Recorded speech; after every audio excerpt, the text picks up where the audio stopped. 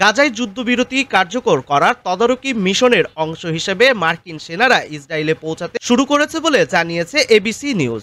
প্রতিবেদনে মার্কিন কর্মকর্তাদের উদ্ধৃতি দিতে বলা হয়েছে, যুক্তরাষ্ট্র এবং মধ্যপ্রাচ্যের বিভিন্ন ঘাঁটি থেকে প্রায় 200 সদস্যের একটি দল এই সপ্তাহান্তে ইসরায়েলে পৌঁছাবে। এরই মধ্যে মার্কিন সেনা সদর দপ্তরের প্রধান অ্যাডমিরাল ব্র্যাড কুপার বৃহস্পতিবার ইসরায়েলে পৌঁছেছেন। কর্মকর্তারা জানিয়েছেন, মার্কিন সেনারা গাজায় যুদ্ধবিরতি বাস্তবায়নের জন্য একটি যৌথ নিয়ন্ত্রণ কেন্দ্র গঠনে সহায়তা করবে।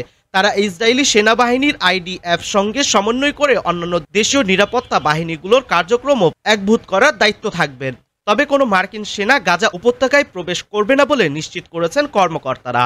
এই মিশনে মিশর, কাতার, তুরস্ক এবং সম্ভাব্যভাবে সংযুক্ত আরব আমিরাতের সামরিক কর্মকর্তারাও অন্তর্ভুক্ত থাকবেন।